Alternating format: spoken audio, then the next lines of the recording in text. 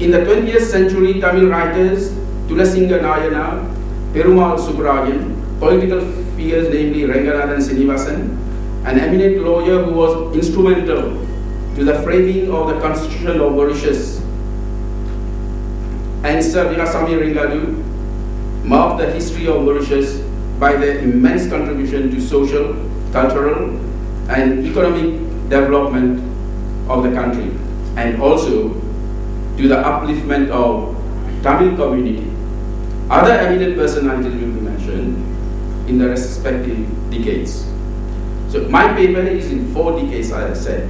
Now I'll go to the first decade, from 1968 and 1979, how this culture has developed. 1968 is a landmark in the history of Mauritius. After its succession to independence on 12 March 1968, without bloodshed and violence, the country faced various challenges with a high rate of unemployment and illiteracy among more than 750,000 people, and the island with a very few infrastructure facilities for education, health, and transport. The new government under leadership of the Prime Minister Sagar Rambulam and father of the nation had to strike a balance between economic, social, and cultural development. Each of the 8 linguistic and religious groups, Hindi-speaking, Tamil, Telugu, Marathi, Muslims, Gujarati, Creole, and white people, strive hard to reaffirm their linguistic and cultural identity. The Tamil community, which comprises approximately 10% of the population, is known to be patriotic, hardworking, dedicated, patient, sympathetic, tolerant, and understanding. Why this culture and language has been preserved? It is because of our Constitution. Section 3 of the Constitution of the Republic of Mauritius guarantees the following rights and freedoms: the right of the individual to life, liberty, security of the person, and protection of the law; freedom of conscience, of expression, of assembly and association, and freedom to establish schools; the right of the individual to protection for the privacy of his home and other property, and right of protection from deprivation of property without compensation. The rights and freedom above mentioned provided adequate opportunities to minority ethnic groups to emerge and become dynamic and strong forces which influence significantly the social, cultural, and economic phenomena of the Mauritian society. The cultural and language policy of the government was framed in accordance with the law of the Constitution. In 1969, Mrs. Radhamani Kunnusamy, born on 18 September 1923 in South Africa and came to Mauritius, became the first woman to hold a ministerial position in Mauritius. She could speak Tamil fluently and was very close to the Tamil community. Between 1964, when Tamil teachers were recruited for the first time, and in 1967, the number totaled to 37 teachers only.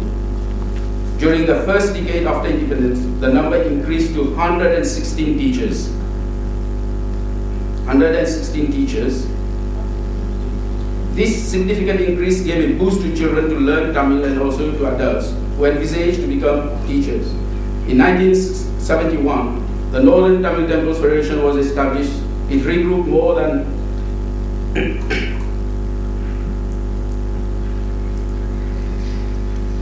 In 1971, the Northern Tamil Federation was established.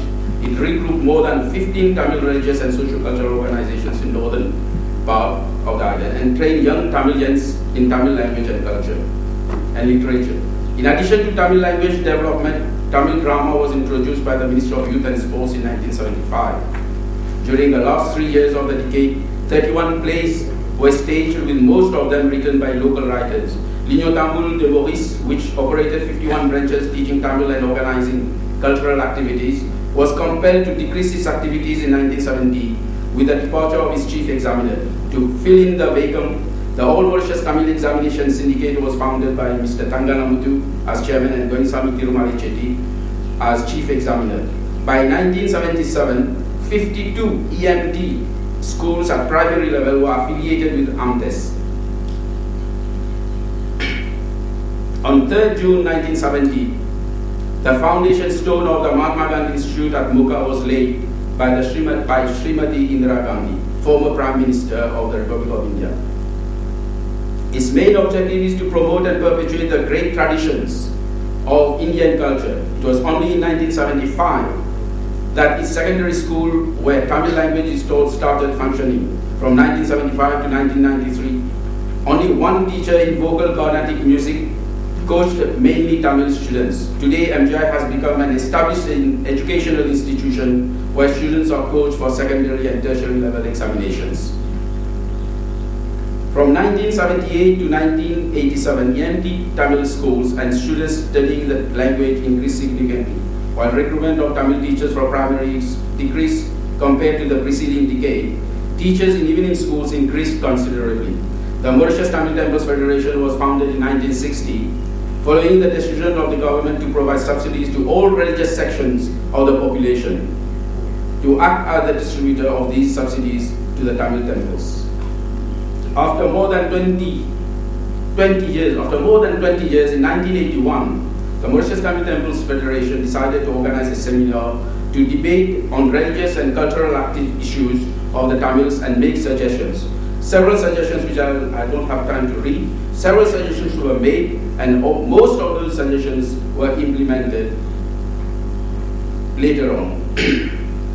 In 1982, after the general election, the political power shifted from the Labour Party to the MMM. The government cultural and linguistic policy experienced a drastic shift from a multicultural society based on ethnicity to a homogeneous society based on uniformity of language and culture. For the first time in history of Mauritius, a separate Ministry of Culture was created. Creole language as a supra-ethnic language was being brought into the system as a national language to the resistance of other EMT sections of the population. The Creole language and folk dance Sega were provided adequate support by the government, consequently to the detriment of other ancestral languages. Consequently, the outrage of some political and socio-cultural leaders culminated into a split of the party, and in 1983, only after 6 months, the MSM Alliance, led by Sir Anibu Chaknat, won the elections and prone a cultural policy of recognition of ethnic identity and diversity of languages. In 1983, Honorable Amugam Paswaman, whom we have the pleasure to receive him here, he is in front of us, the former minister, took oath as Minister of Education and Culture. He served the country as minister up to 1995. During his term of office, Mauritius strengthened itself as a pluricultural, multilingual and multi-ethnic nation. In his address at 27th General Conference of UNESCO on October 1993 in Paris, he said, "We are building bridges between different religions, races, cultures and languages in Mauritius. In the national cultural events, artists were given adequate opportunities to perform among other ethnic groups. The term Rainbow Nation was more prevalent during his tenure." Now, since I don't have much time, there's the fourth decade and the third and the fourth decade, which I'm not going to read, but I'll just give a few brief lines so that they will have a bird's eye view of the culture in Mauritius during those 2 decades, how it developed. So, the third decade, the main landmark in the third decade is the 7th World Tamil Conference Seminar of Tamil Studies, which was held in